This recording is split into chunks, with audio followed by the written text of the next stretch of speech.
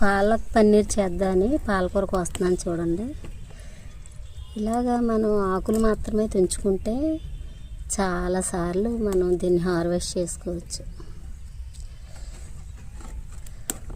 Water పోయడానికి వచ్చి కొన్ని గోంగూర కూడా చాలా ఉంది, కానీ ఈ పూట పాలక్ పన్నీర్ చేద్దాము అని మన సబ్స్క్రైబరు ఒకళ్ళు అడిగారు. పాపం చాలా రోజులైంది. లాస్ట్ టైము పాలకూర హార్వెస్ట్ చేసి పప్పులో వేసాను. సరే ఇప్పుడు పన్నీర్ ఉంది కదా, ఎలాగో పాలక్ పన్నీర్ చేద్దాం అని తీసుకెళ్తున్నాను అన్నమాట. ఒక కట్ట అంత వచ్చింది, ఇది తీసుకెళ్ళి పన్నీర్ వేసి వండుతాం. Hello everyone, welcome to my channel Bhavani teacher.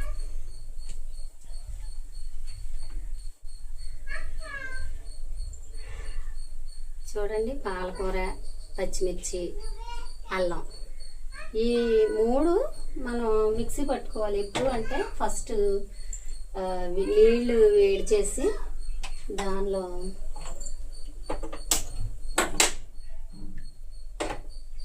ఈ పాలకూర వేయాలి. నేను పాలక్ పన్నీర్ చేస్తున్నాను ఈరోజు. దాని గురించి ఇగో పన్నీరు చిన్న చిన్న పీసులుగా కట్ చేశాను.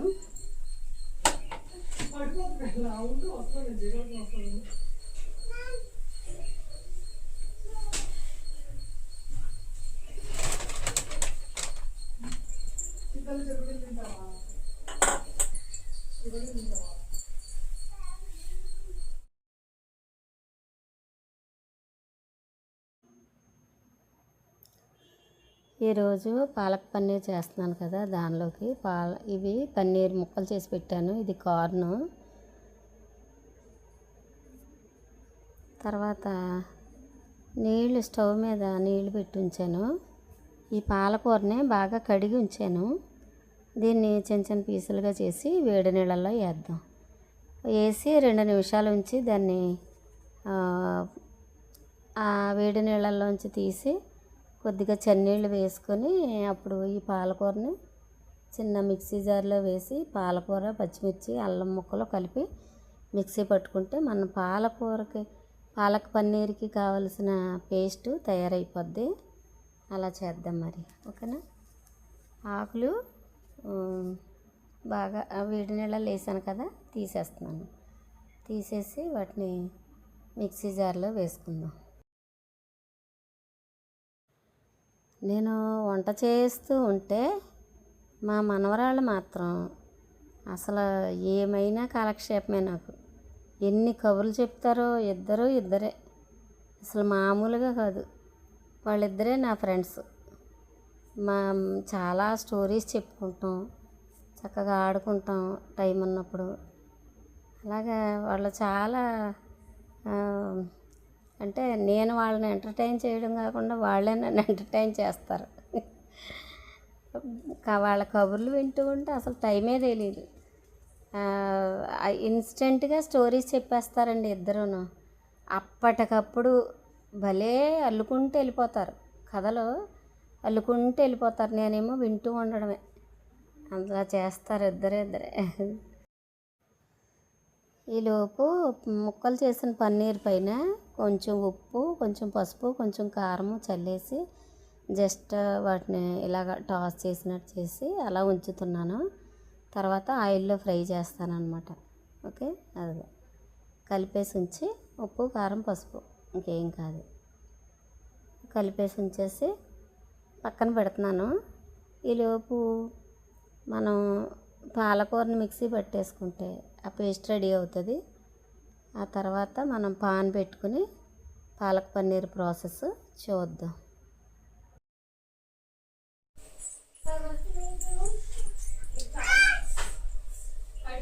ఇప్పుడు మనం తీసి పెట్టుకున్న చిన్న అల్లం ముక్క, 3 పచ్చిమిర్చి,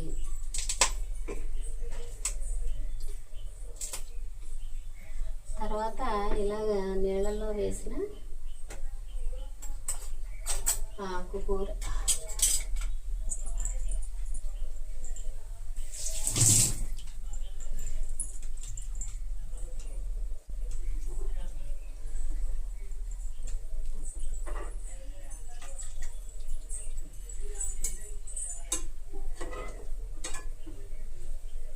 ఈ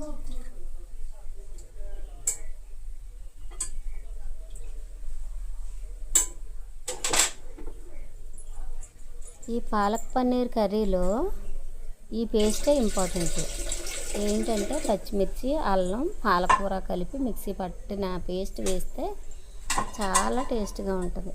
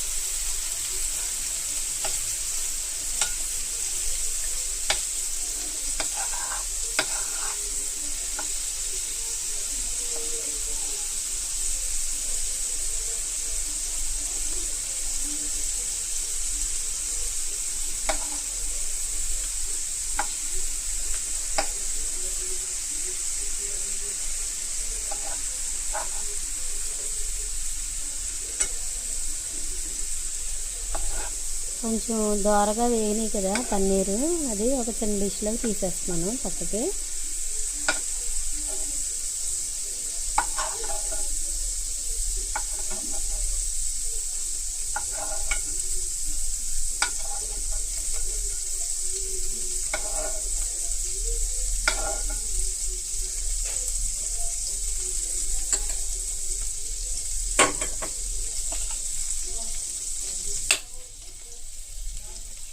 ఇప్పుడు చూడండి, నేను సన్నగా కట్ చేసిన వెల్లుల్లిపాయలు వేస్తున్నాను. వెల్లుల్లిపాయలు కొంచెం ఎక్కువ వేసుకుంటేనే బాగుంటుంది.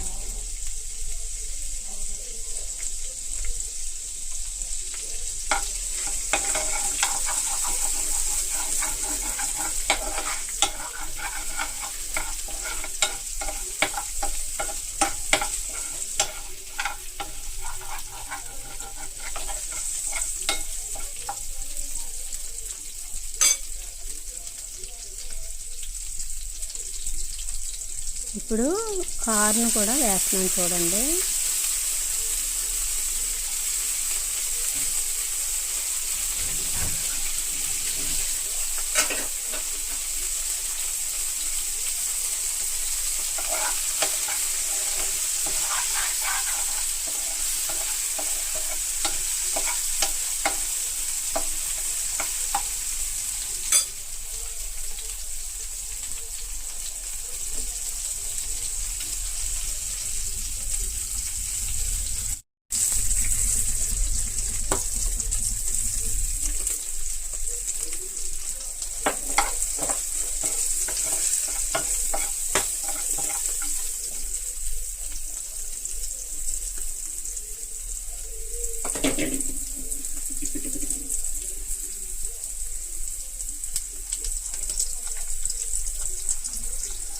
ఇప్పుడు మనం మిక్సీ పట్టుకున్న అల్లం, పచ్చిమిర్చి, పాలకూర ఈ పేస్ట్ని వేసేస్తున్నాను.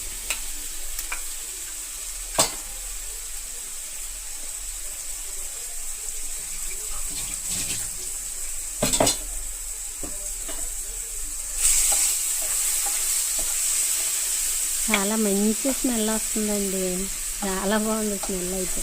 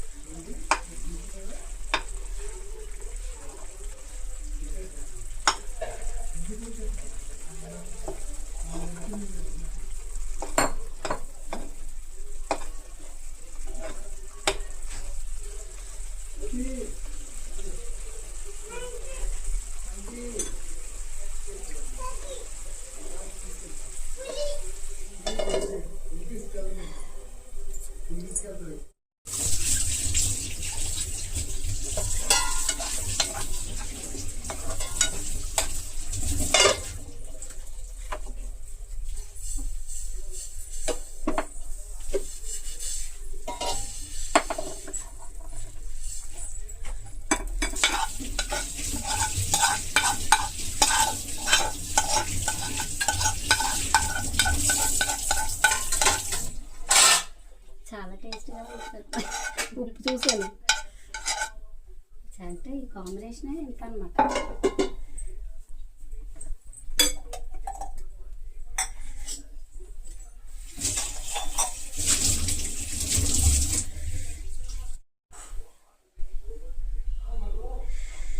ఇది దోశ, చపాతీ, పరోటా, నాన్, బగారా రైసు, బిర్యానీ అన్నిటిలో కూడా చాలా బాగుంటుంది. ఎంత కమ్మగా ఉందంటే, నేను ఉప్పు చూశాను, చాలా అంటే చాలా కమ్మగా ఉంది, చాలా బాగుంది. మీరు కూడా ఈ టైప్లో చేసుకుని తిని హ్యాపీగా ఉండండి. ఓకేనా, బాయ్.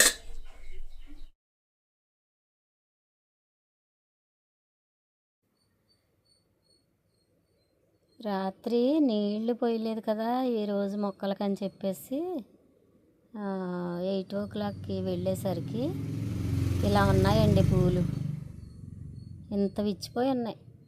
నిన్న మార్నింగ్ వెళ్ళలేదు, దాంతో నేను గమనించలేదు ఎన్ని పూలు వచ్చాయి చూసారా. ఇంకా నాకు చాలా హ్యాపీ అనిపించి మీతో కూడా షేర్ చేసుకుందామని అప్పటికప్పుడు టార్చ్ పెట్టి నేను వీడియో చేశాను అనమాట. చాలా చూసారు ఎంత బాగుందో, ఎన్ని పూలు వచ్చాయో చెప్తారం లేదు, చాలా బాగా వచ్చాయి. మా సిస్టర్ ఒక అమ్మాయి ఏమందంటే, అక్క నీ వీడియోలో మల్లెపూలు చూశాను, మొగ్గలు చాలా వచ్చాయి కదా అనేసి చాలా అంటే అప్రిషియేట్ చేసింది. దాంతోపాటు ఇంకేమందంటే ఏముందిలే నీ చేతితో అలాగే వస్తాయి అంది. కానీ అండి నా చెయ్యి కాదు కాలు కాదు, మనం ఇచ్చే పోషకాలు మంచిగా ఉంటే ఇది ఇలాగే వస్తాయి అన్నమాట. అవి నేను ఏమి ఇస్తానంటే జనరల్గా నేను చేసిన పని ఏంటంటే పాలలో ఒక 2 లీటర్ల నీళ్ళల్లో 2 స్పూన్లు పాలు వేసి దాన్ని స్ప్రే చేశాను. చేస్తే ఆ మొగ్గ వచ్చే టైంలో అనమాట. అలాగా 1-2 సార్లు చేశాను. అంటే 1 లీటర్ నీటికి 1 స్పూన్ పాలు మాత్రమే వెయ్యాలి. అంతకు మించి వేస్తే కొంచెం మళ్ళీ మొక్క ఇబ్బంది పడుతుంది. అలా వేస్తే చూడండి ఎన్ని పూలు వచ్చాయి. నాకే ఆశ్చర్యంగా ఉంది ఎన్ని పూలు పూసేస్తున్నాయి అనేసి. నిజంగా పూలు కోసి మాల కట్టడం చాలా చేతులు నొప్పి వస్తున్నాయి. అయినా సరే రాత్రి కొయ్యగలిగినన్ని కోసేసి ఇంకా నేను ఓ పక్క నుండి కోస్తుంటే ఇంకా తర్వాత అటువైపు నుంచి ఇంకా పూలు విచ్చుకుంటూనే ఉంటుంది. సరే విచ్చుకున్న పూలు చూడండి ఈ పూట మా చెట్ల నుంచి కోసిన పూలు ఇవి. చాలా హ్యాపీగా ఉంది. చీకటి పడింది అని చూస్తే ఓ పక్కన కోస్తూ ఉంటే పక్క నుంచి విచ్చుకుంటూనే ఉన్నాయి పూలు. ఇంకా చాలా ఉన్నాయి.